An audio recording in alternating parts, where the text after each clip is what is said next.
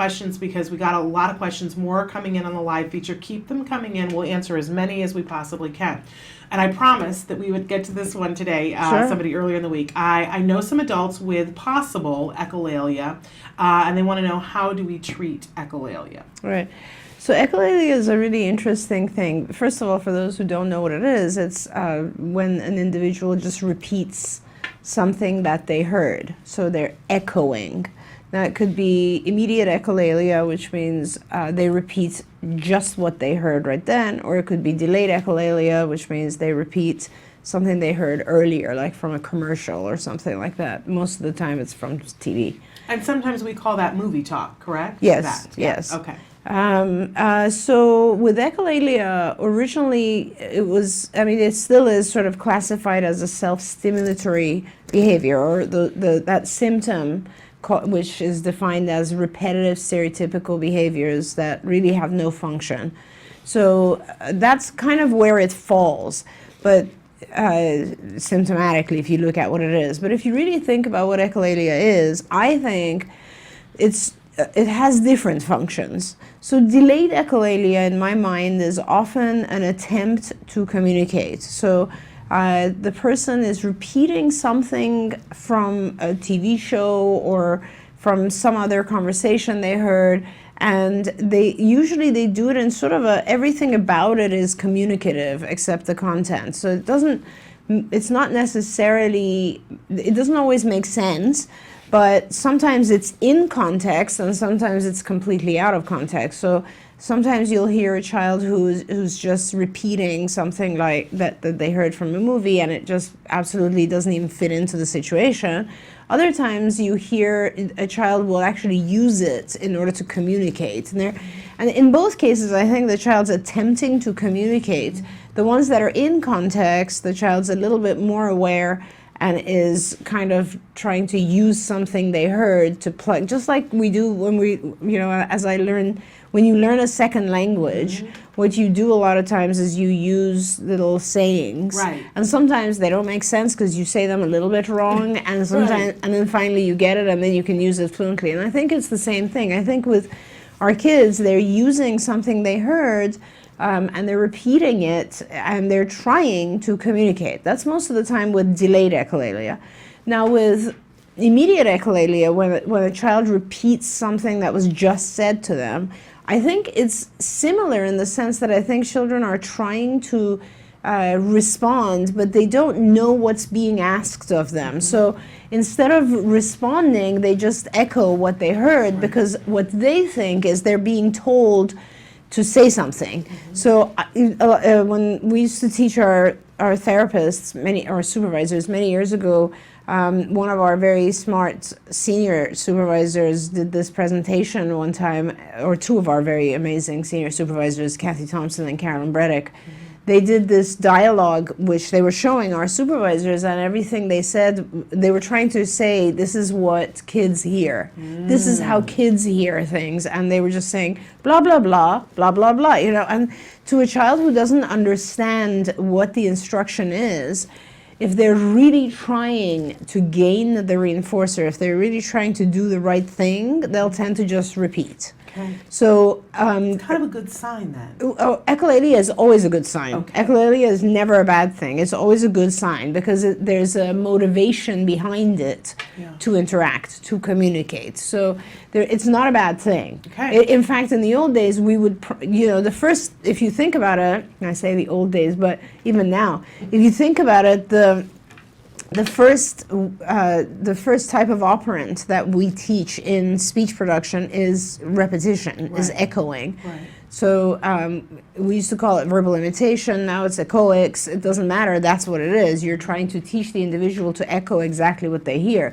So the development of that skill, having the ability to echo, is definitely a very strong skill because it allows you to start producing language. Some children can't echo, and those are the children where it really becomes very difficult for them to vocalize at any point. So and then we move on to an augmentative type of communication. So, a visual communication system. But so now when it's an adult, What that tells me is that there was no intervention to teach this adult how to functionally communicate, so they have stayed with a very early skill, which is echolalia. With the adult, it's the same thing. I think adults who echo are trying to communicate, but to teach an adult, now the way to stop echolalia, so let's just address that, is to actually replace it with appropriate language and speech. So it's much, much harder with an adult because it's become kind of ingrained over many years. It's a habit now. But generally speaking, it might still work. I've seen very few adults, by the way, where there's echolalia. Pretty severely the adults who have severe autism do often echo. Yeah. And I think it's the same exact thing. If you give them a different form of communication that is effective, the echolalia will reduce and go away. And that would be, in most cases with adults, you would want to go to a visual system, even if the adult is vocalizing, because the visual system allows the adult to focus on communication rather than sound and playing with sound. For so many years, sound of language has been useless to the adult. It's very, very important to visualize. In fact, I would have to say most of my adults, if they're severe, I will not, if it's a severely functioning adult, if it's an adult who has severe autism, I am definitely implementing a visual system. Okay. I can't think of a time, I'm just going through my head, I can't think of a time where I haven't had a visual system for an adult. Even if they're vocalizing, it doesn't matter, because the visual system helps them organize their vocalization. Okay. You need a visual system. So for an adult, I would definitely implement either a PEX system or an OG device, like an iPad or something that allows them to request and label things visually. They can still vocalize it, I want something, or it is something, but they would also visualize, they would also put it into the system, touch a button or give an icon. They would physically do that. And that will, as that skill of being able to request and label increases, the echolalia will go away. Okay. So echolalia is generally replaced by appropriate communication. Fascinating, but I want to go back and reiterate that it's a good sign. I think it is a good sign. Often we panic.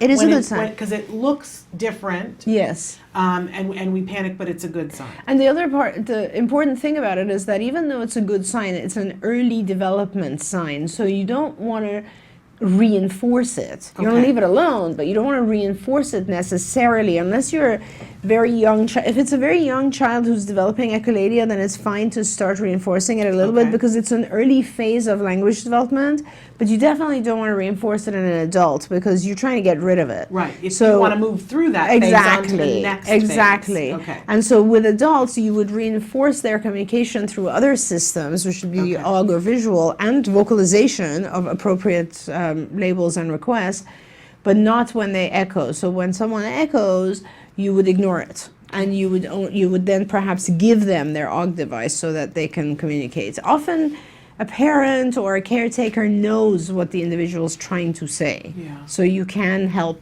to provoke that. Okay, great. Want to send in a question that came in overnight.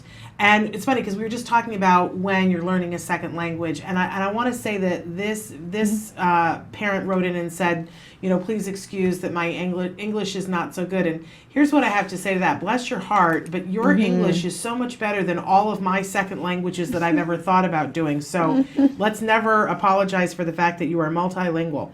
Okay, they said, hello, I love your show. And you especially don't get to apologize, having started your statement with that. Love your show. Thank you for all the information you delivered to us. I have a question.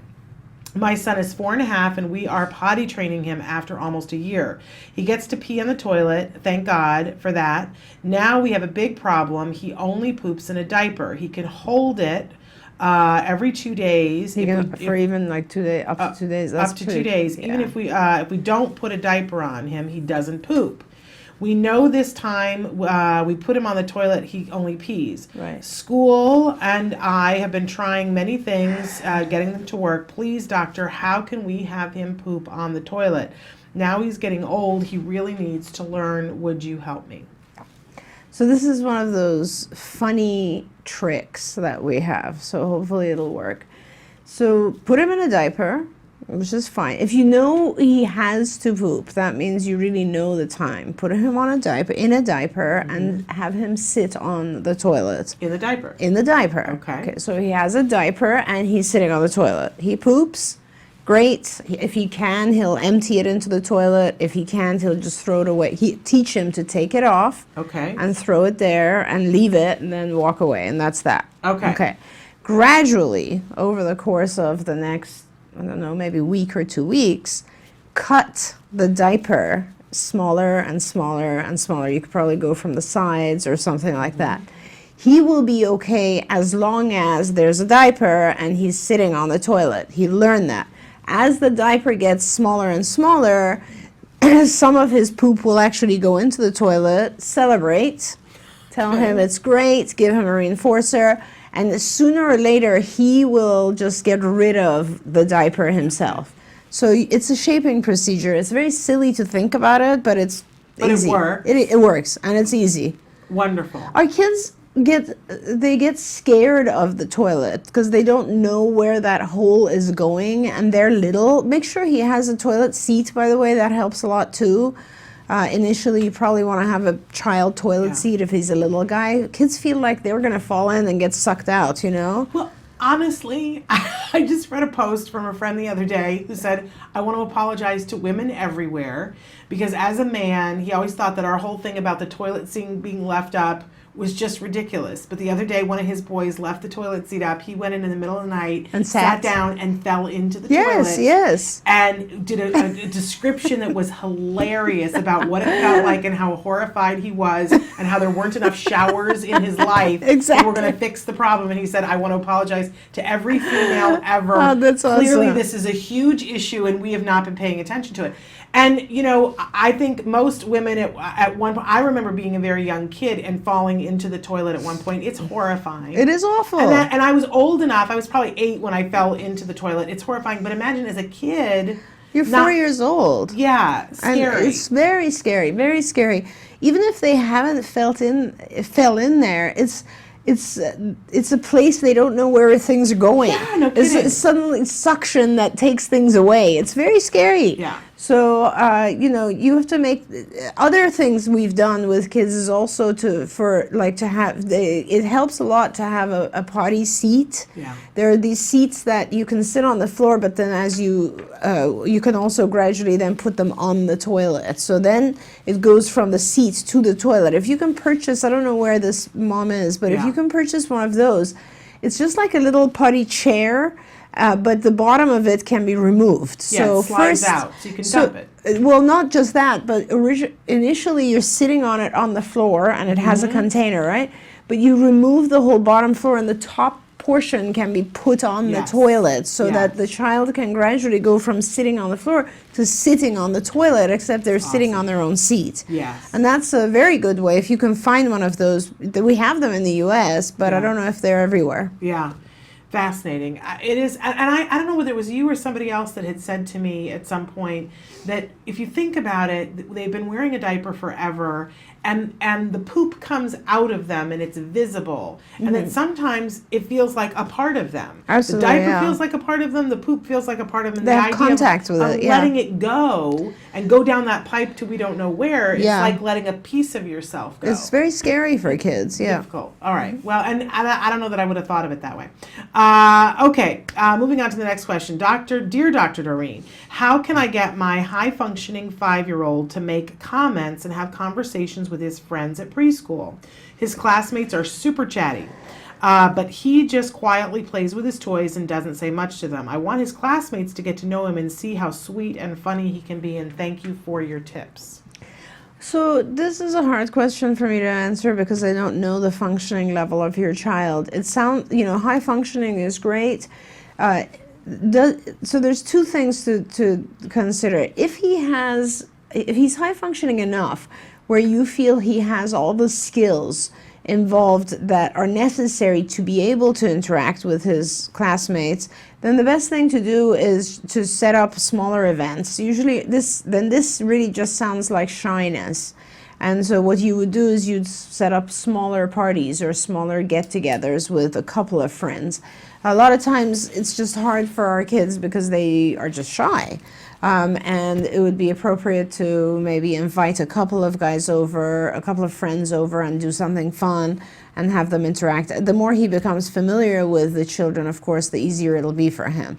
If his functioning level is not quite there, in other words, if he isn't comfortable with very specific nuances, like, if they're talking too fast for him to follow all of it, if they're jumping around doing various activities and he doesn't transition well, if there's a lot of social little implications that he's not reading, like, they all talk about one thing but they don't when another child is there. I don't know, there's a lot of social stuff that's very, very difficult to read. If those areas are lacking, then you need to work on the skills first. So this is what I always tell people. We throw our kids into school situations and we expect them to socialize, and that's not going to happen because it's really very similar to having a child with a second language. When they go to school, they're not comfortable around other kids because they don't get everything. They don't get 100%. They might be pretty high functioning and get 90% of what's going on around them, but that 10% makes a big difference. Yeah. And so they feel very shy and embarrassed. Embarrassment, by the way, is a very, very good sign. Yeah. It means that they want to look good in other people's eyes. So not only does it imply that they care, but it also indicates they have theory of mind. So embarrassment is one of those things I'm always looking for. And it sounds like your child is embarrassed, which is a fabulous thing. So I think what you really do is just give them more assistance by making the group situation smaller, and also by old studies in social skills showed that whenever the child had an object that other kids were attracted to, it always increased conversation. So you'd have to get the coolest objects that are out there. Like right now, it depends again on his environment. It's a 5-year-old. So that's not too hard. It's like whatever's out there right now. Ninja Turtles is coming out again. So maybe he would take to school some object from one of these films or something, and it will attract other kids and they'll talk about it. It has to be an object that is cool, that attracts other kids. So and we found even a T-shirt. Like having the T-shirt that has the logo of the cool thing is a conversation starter. Absolutely. I would not believe that, but it is. Oh yeah, definitely. With 5-year-olds, definitely. They want to be near your T-shirt if it's got the thing that they love. Totally, and a lot of times group behavior starts after there's one-to-one conversation. So if there's one kid that is the nicest of the kids, that's the person you want to invite home, because if your child establishes a one-to-one with that kid and perhaps a one-to-one relationship with another kid one-on-one, then in the group he will feel much, much more comfortable. Yeah, it's amazing how that works. All right, I'm going to do one more question before we take a break because we're getting a lot done here. What are the statistics of active, contributing adults, meaning productive citizens who were diagnosed with autism as a child? I would love to have that statistic I would love to know that. I have no idea. I don't think anybody tracks that.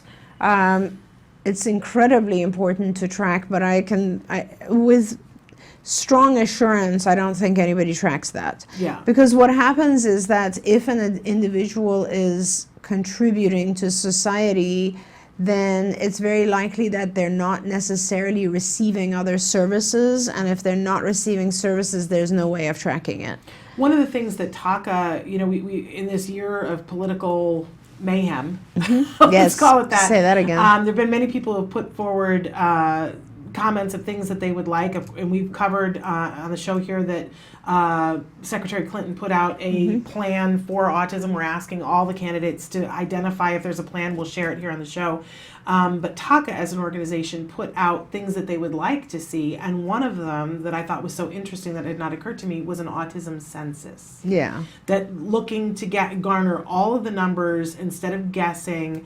When every 10 years we take a census, and they fight for specific questions on the census, and it could include questions about are you on the spectrum, and having a drop-down menu of, you know, do you I think consider it yourself does. high functioning? If I remember correctly, the last census I filled out asks about this, because in California at Oh, in least. California, maybe. Yeah, because I remember thinking, wow, they've added autism to the census. Interesting. Yeah, Okay. so I think it does actually here. I don't know about other states. In fact, I don't even know if they have. It's not in the national one. Right. But it would be very interesting and educational to know. Absolutely. But I would ask you Absolutely. to answer this part of the question, that you have had the opportunity over 30 years to work with so many individuals who've grown up and are out in the world and functioning, and I think a lot of people think that that doesn't exist. Oh And my clearly, gosh. you have seen that, and it's not 1 or 2 or 10 people. Do you have any idea the hundreds of people that we're talking I honestly about? don't. Every day I'm very blessed in that a lot of families have reconnected with me, and I think that's because they can find me now. Carta is so big and so on, but it's lovely to see that. And I have to say that,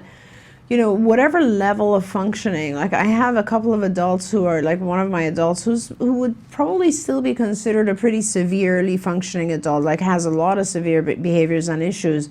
He has his own dog walking business now, you know, and because that's something he really loves, and he's learned it very well. And when I started with him, he didn't have any of these things, and I started with him as a teenager, so it wasn't like I had him as a child.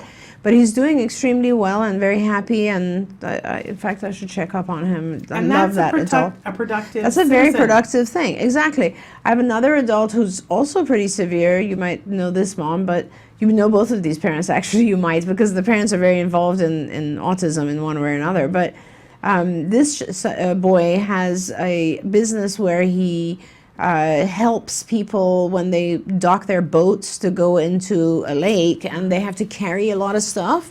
So I think it's called his name, Jared's Helpers, and he basically helps them take boxes to the lake and so on, and it's a legitimate business. And, you know, that's on the most affected side, and then of course on the kids who have actually recovered. You know, I have not only do we have one of them working here at CARD, but I also have one who is a biotechnician at UCLA. I have one who is getting his PhD at Georgia Tech right now, who lectures all over the world. I just saw a lecture of his in Berlin or somewhere in Germany, and he talks about it's in robotics, so he talks about robotics and developing areas of technology. And you know, I mean, he's also one of the kids on Recovered, and you can see extreme behaviors that he used to have. But I mean, having said that, I have, and there's another one who works in Georgetown, works for the CIA. I have a lot of them who actually do work for the CIA, which is kind of funny because it shows how smart they are. Right. But yeah, a lot of our adults are contributing in one way or another, and it's wonderful to see that. It's amazing. What are some of the dynamic artistic skills that most children exhibit who have autism? What are some of the dynamic artistic skills? So, can we really there's a say, lot. though, that most children have it? I mean, No. all kids are different. Yes. But we see and we show on the show a vast array of some of the different things some of the different talents that our kids have. Absolutely. I think it's probably about the same percentage of kids in typically developing kids and autistic kids. It's a certain percentage. It's not most kids, for sure. But I think with autistic children, when they have the talent, it tends to be very strong. Yeah. So music, for sure, is one of them. There's many kids. Maybe it's a little bit higher percentage in kids with autism. I'm not sure. But there are kids who are hugely talented in music. I mean, from, you know, playing instruments to just incredible growth in playing instruments. I mean, we know one we were just talking about, but then there's many of my kids where, and it's such a huge difference in their lives when they actually develop that talent. Yeah. Art is another one, of course. I mean, I have some beautiful art in my room upstairs, which was done by one of my kids, Jana, and like so there are some kids who are tremendously artistic and producing beautiful visual art. Check out The Art of Autism. It's the-art-of-the of autism. Right. And you'll see they've got a beautiful calendar out that's all That's art nice. that's done by individuals on the autism spectrum, all There's ages. one of my older kids, lelandlee.com. You should look it up. Leland Lee, Lelandlee. He's online, and if you see his website, it's ridiculous. Wow. It's mind-blowing. Like, he's 1,000 times better than Picasso. Like, Wow. just unbelievable art. Unbelievable. And I never would have thought when he was young, you don't know, Right. and then they develop these skills, and it's just fabulous. And it's such a good out for them. It's such a good place to go. So all kinds of arts, music, of course. I'm trying to think of other particular we've skills. had people that are dancers. Dancers, we've had many dancers, that's right. So I think it's in similar areas. I would say one of the things that sets our kids apart is that a lot of our kids have a very amazing memory, whether it's a visual memory or an auditory memory. They do have a very incredibly strong memory. Some of the kids, others have a very weak memory. I mean, both are there. But those who have a very strong memory tend to use that in these arts, So, like, of course, everybody knows about the kids or adults who can draw maps just by memory. It's incredible stuff. Yeah, savants that just absolutely. Like there's no And music explanation for too. it. I mean, one of Yeah. my kids went from I just suggested at a clinic, can you please, please introduce him to music, have him start doing piano. And exactly a year later, when I saw him, he was performing publicly in places like House of Blues and so on, because he's a magnificent pianist, which I think is just incredible that we didn't know that. Yeah. Well, and I will say this too. We every year now we have from Fullerton Cares, they do a comedy show and for autism, and the last couple of years they've had comics who are on the autism spectrum, and this is a whole other area. Oh, wow. You have one little guy at one of your offices that we got to meet during the Miracle Project, and if he doesn't go into stand-up comedy, then I don't know anything. Really? Oh my goodness, so funny. And even his mother has said, well, That's we're just going to amazing. have to move out of his way and let him be a stand-up comedian. Hilarious. That's Hilarious. And amazing. he's just a little guy. So I love can't it. wait I until love it. he's of age and can be on stage. You will know him at some point. That's cool. That's so great. Hilarious. So funny. All right, moving on. I want to take a question that came in this morning. Dear Shannon and Dr. Doreen, any suggestions for help with emotional regulation and impulse control? Mm-hmm. I have a 6-year-old that can tell me what are good choices to make when he gets angry, but usually ends up hitting, kicking, or throwing objects when he's upset. The things that make him upset are losing games, friends teasing, or not playing fair. His ABA therapist works with him on this, but he still gets physical at recess and gets sent to the principal's office. And thank you for your great advice. It sounds like you're on the right track. You just need to practice a little bit more, and you need to help him a little bit more. So it's wonderful that he can he can tell you all the things that are good choices when a person gets angry. Make sure they're relevant to him. Make sure they're things that he can do. And then do mock practice. So, like, set up situations and tell him to pretend to be angry and then to actually go do that thing.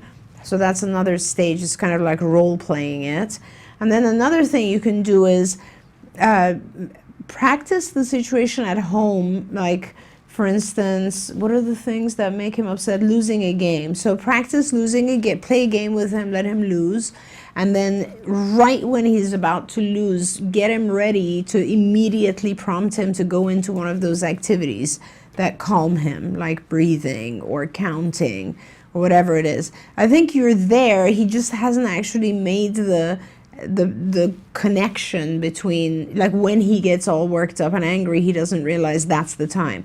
So, you need to help him make that connection. Practice it with him more at home, and it'll help him at school. Another thing to do is give him a visual, like make a list. If he can read, I assume he can, 6-year-old, you can just make a short list of, like, I can breathe, or you can have pictures of him doing those if he's not able to read. I don't know what other activities you've given him. I can walk, I can do an exercise, whatever it is that I can count. Most of our kids, we teach them to count and breathe, and that helps them a lot. I can close my eyes, I can think of something else, all those things. I give him a visual or list each one and help him. And when you practice it, have him pull that list out, because it helps our kids to be reminded. Then when he's in school, perhaps he can have a visual of that list in his pocket, something like that. Ideally, someone is in school with him and prompts him. Initially, you always have to kind of prompt first, and then the child will pick it up on their own. So I think you're almost there. Just keep going with it and give him a few more clues and a few more prompts of how to connect the real in vivo situation to the practiced one. And, the way to do that is to practice it at home. And then a huge reinforcer for when he does it. Huge reinforcer. Yeah. And obviously you want to practice those situations that are the lowest anger provoking first. Right. And then make sure you get to a point where he really can manage. Most of the time what happens to us is we can manage a certain amount, but as soon as the anger really hits, we lose it. Right. We all know we're not supposed to lose it, right? We're all, but then sometimes we all do. Okay, you guys are filling the thing here, and I want to get to a bunch of questions. Good morning. Thank you for the time you give us. My daughter, 8, high functioning, has enough language to communicate her needs. In full mainstream inclusion, she receives ABA, uses skills, speech, OT, and cognitive therapy, doing great progress. I need some ideas to implement at school while there is a behaviorist in the mainstream classroom willing to help. She has trouble maintaining conversations. However, she initiates the talk by asking personal questions like, what's your favorite items, etc. And then she leaves. She likes kids and loves school and maintains grade level. I would just like them to take it to the next level and help with social communication. Any ideas? Thank you so much for everything. I value your input and help. And I appreciate that she recognizes that things are going really well, and there's this moment of time that there's still a behaviorist, but that's going to end soon. Yeah. And wanting to capitalize on the fact that there's still this period of time, gap. absolutely. And I love talking to people like this because it's very easy for me, and it sounds like a very involved parent, and I love that. Yeah. So bless you for doing so much hard work. So you're on skills, which is fantastic. You go to the social curriculum area of skills, and you go to the lesson called social communication. Within there's a whole ton of different subsections.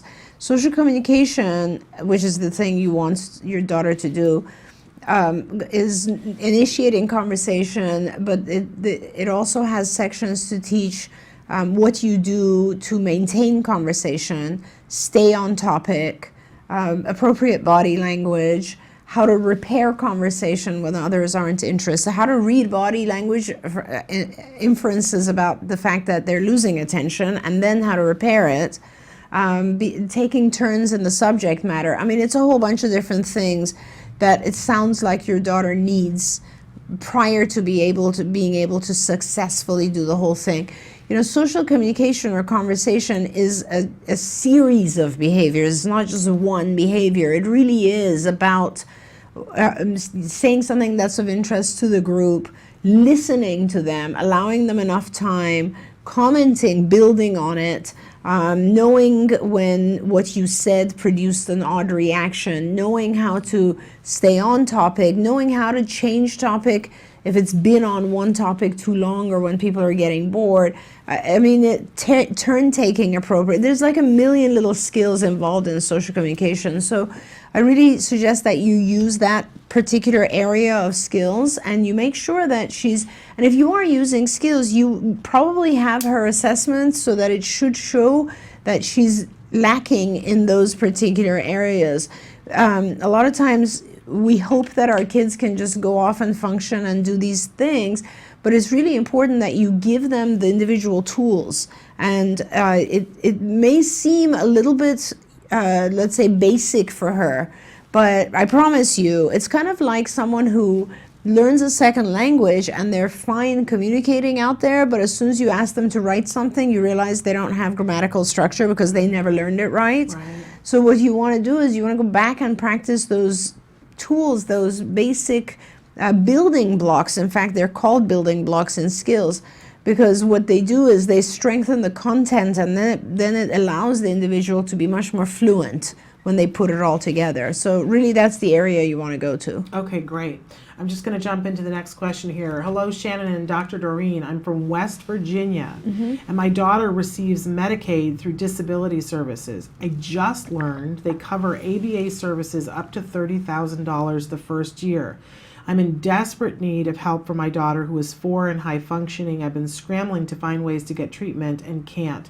Does CARD accept this yet? And thanks for all that you do. And they sent their email, so I'm not going to share the question. Yes, we do. We accept Medicaid. We're very happy to accept it anywhere, because we are, we're trying to help as many kids as we can.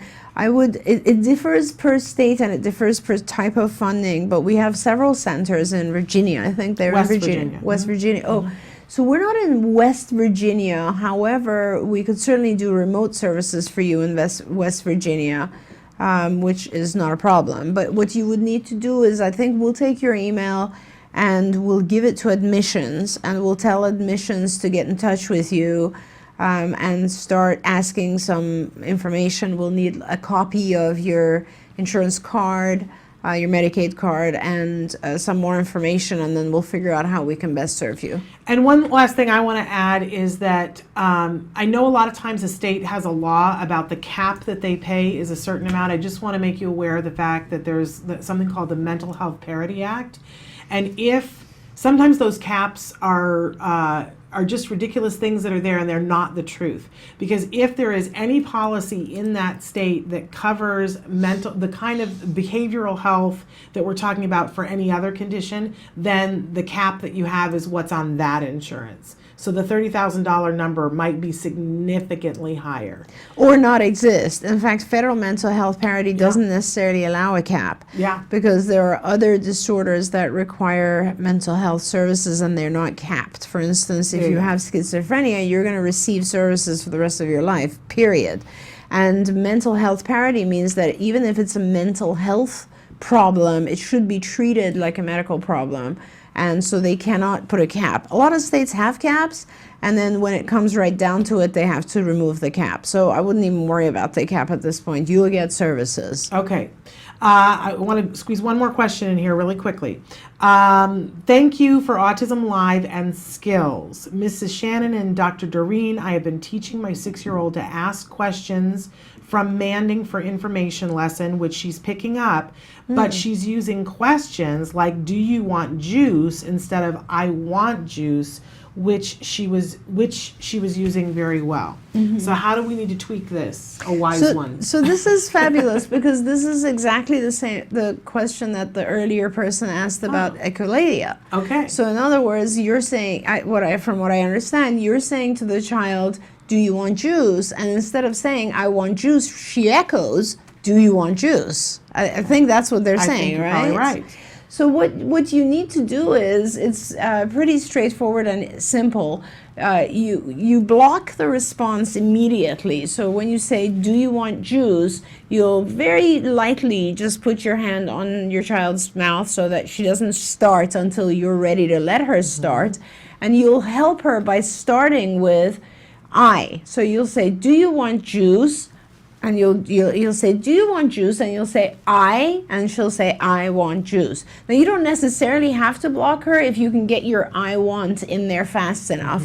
Because so what you're doing is you're essentially teaching her that her response is supposed to be, I want juice. Now, you can start with having her echo the whole thing. So you'll say, and by the way, if the thing you want her to repeat should be slightly louder than the question. Okay. So you'll say, do you want juice? I want juice. And she'll say, I want juice. And then you give her the juice. And then very gradually, you'll make them the same intonation, or loudness. And you'll say, do you want juice? I want juice. And then you'll gradually fade to I want. And she'll say, I want juice. And then you'll fade to I. And she'll say, I want juice. And then you'll fade to, and then she'll say, I want juice. And then she'll learn to say, I want juice. You know what's ridiculous is that For us, it's so like no, what's ridiculous is that I hear you say this and I can't help but smile because I have memories of being this. in my kitchen and doing this with my child. And what's ridiculous to me is when I was doing it, it felt like the most painful thing ever. And now, because I know what it did, it's such a happy memory of what we did together and how we created this thing and how it isn't an issue anymore. Now it's like my brain has rewritten it in a different context, and it makes me smile. I think, oh, I remember standing in the kitchen and standing there being I, and every sentence starting with I, and then that went away. Crazy. But I remember standing there thinking, is my whole life going to be this? Am I going to be standing That's here the fear, holding something and going I and hoping that he would say it? And of course now you can but have I've a read the conversation. end of the book now. And I know that's so the scary. miracle of That's it. amazing. See, I never saw it that way because I'm not a parent, and that's the thing. Like every step that you're doing in the basic ABA when you first start, it must be so terrifying because you think, this is my life now. And there's so much grief and resentment. I'm going to be honest about. There's resentment about why am I standing in my kitchen making my kid do this when every other kid is out playing in the sandbox? How come this happened to us? So you're resentful, you're scared, and you think this is, I have to do this and I'm the only one having to do this because you feel like you're alone on the planet.